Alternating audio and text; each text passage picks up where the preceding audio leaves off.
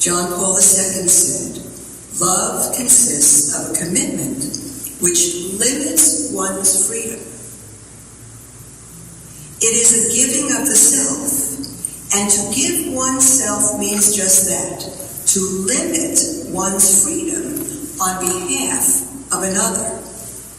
Limitation of one's freedom might seem to be something negative and unpleasant," said John Paul. "But love makes it a positive, joyful, and creative thing, like cleaning up rashes and everything else. Freedom exists for the sake of love. And it's only the truth that will ever set us free." I remember Bishop Fulton Sheen once saying, "Suppose everyone walked around, those who are against birth control, those who are against the church's teaching against birth control, against contraception.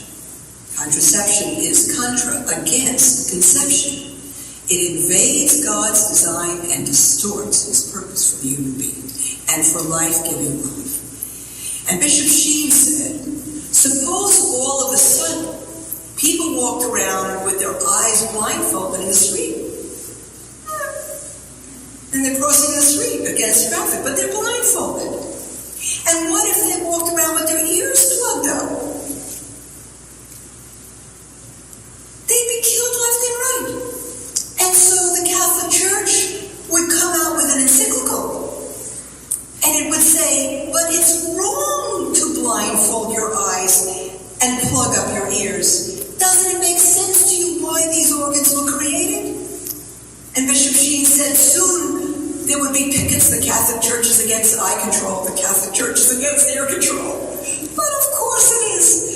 Bishop Sheen said, "Doesn't it make sense why these organs were created and given?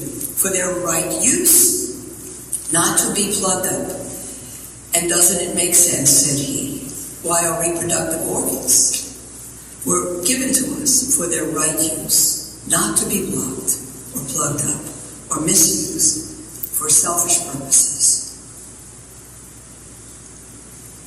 We've stolen and distorted not only God's gifts to us, but his very purpose in creating us.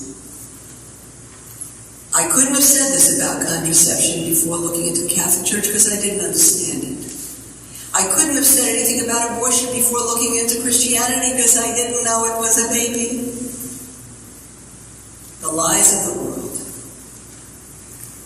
And the lies that I bought for my own convenience or purpose or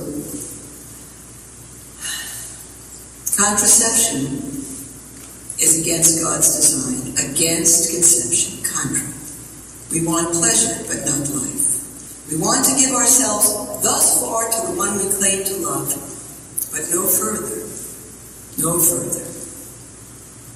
Abortion is the killing of a human being in its mother's womb. No matter how that helpless, innocent life was conceived, it is yet the ruthless murder of a life. Euthanasia is the killing of a soul outside its mother's womb for similar selfish reasons. It is never right. It is never right for the creature to take over what is the Creator's realm. It is never right for the creature to destroy life or to interfere with its creation or to come up with ways to create life outside of the natural process of a man and a woman. God never gave us any other alternative for that.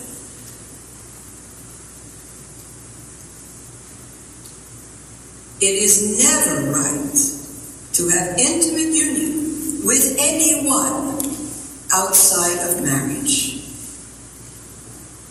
And that act can never be labeled love. Love does not destroy another's soul.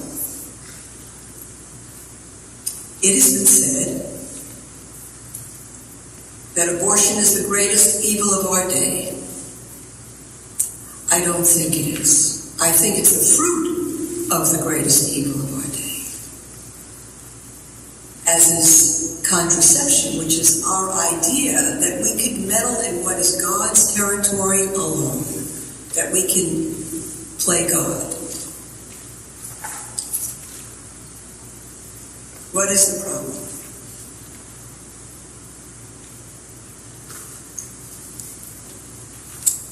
I think it's one thing. I think we've lost our way. Even in Christianity. Here I am with you who are giving your lives for the pro-life cause. And yet, we look at our Christian brothers and sisters, Catholic, non-Catholic, every denomination, and the percentage of abortion, contraception, divorce equals the world's. We've lost our way. We forget who we are, and we forget who God is.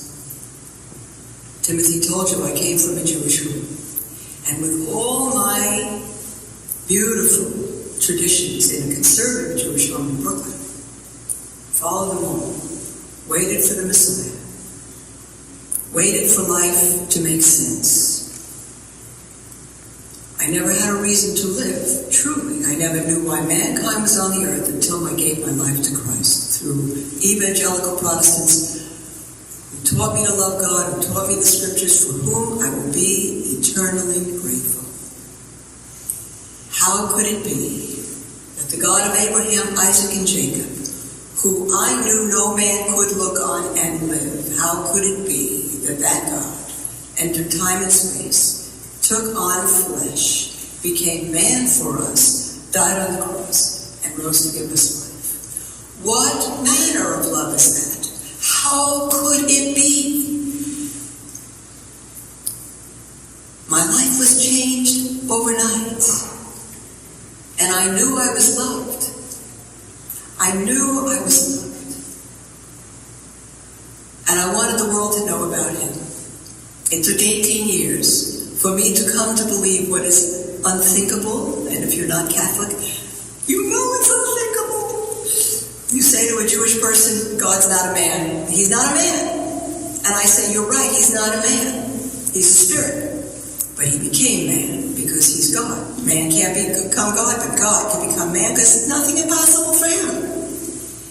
And I came to believe the unthinkable, that God who became man went a further step of condescension and became our food, which Catholics believe is the Eucharist.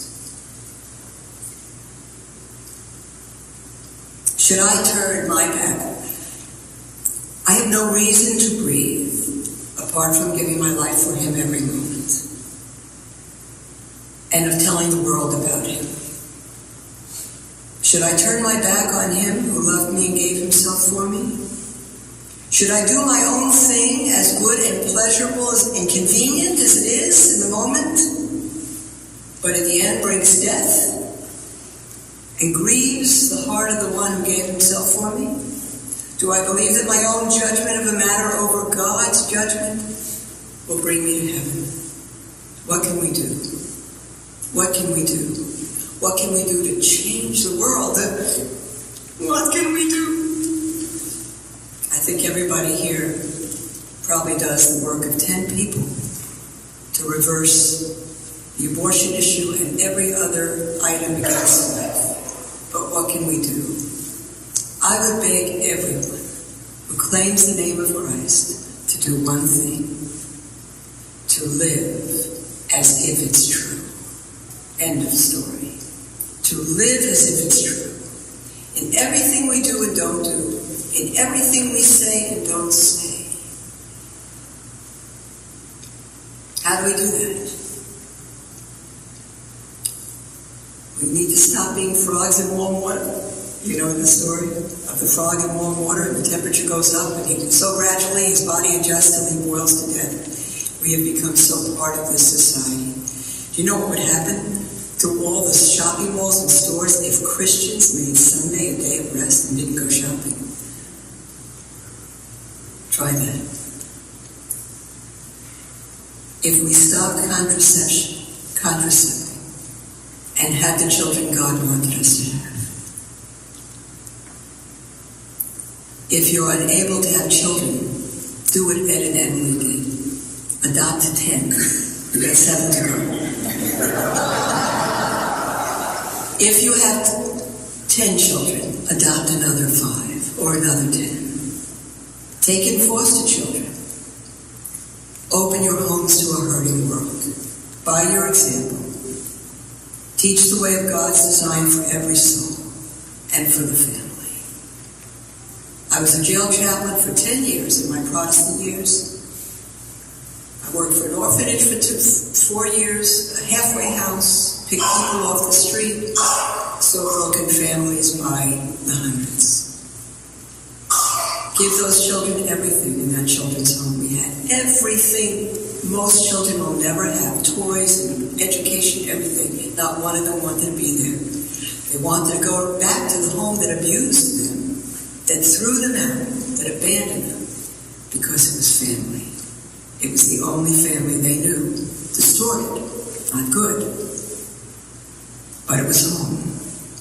God intended every child to have a home. I would repeat what Jesus said and what John Paul II repeated many times. Don't be afraid. To live the courage that the faith that we profess.